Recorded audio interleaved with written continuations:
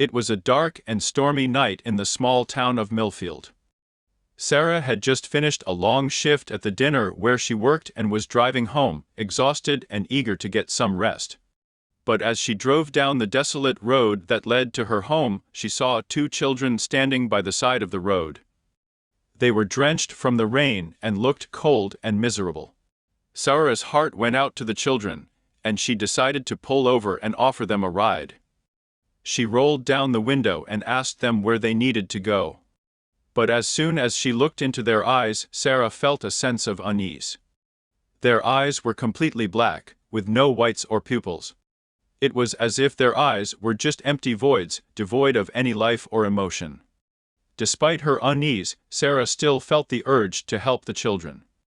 She asked them again where they needed to go, but they just stared at her with their black eyes and said nothing. Feeling uneasy, Sarah decided to drive away. But as she drove down the road, she saw the children again, standing in the middle of the road. They stared at her with their black eyes, and Sarah felt a sense of terror wash over her.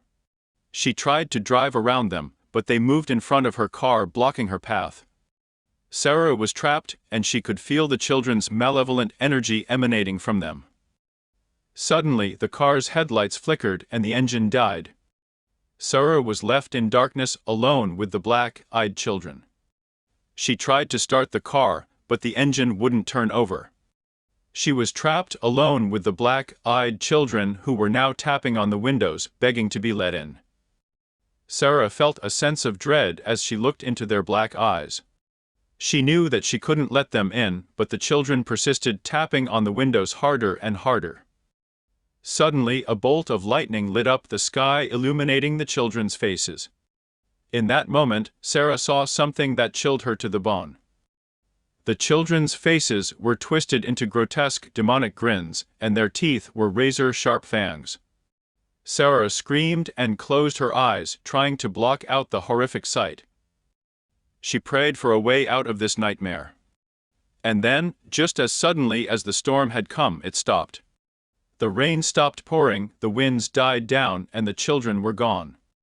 The car's engine roared back to life, and Sarah hit the gas and drove away, leaving the black-eyed children behind. Sarah never saw the children again, but she knew that they were something otherworldly and malevolent.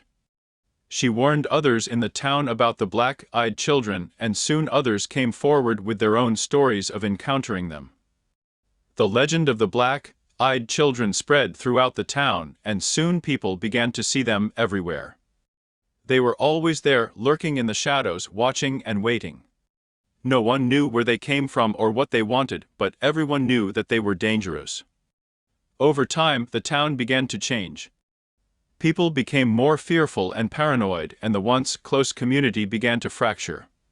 No one trusted each other anymore, and suspicion and fear permeated every interaction. Eventually, the town became a ghost town, with only a handful of residents left. The black-eyed children were never seen again, but their malevolent presence lingered, haunting the town and its remaining inhabitants for years to come.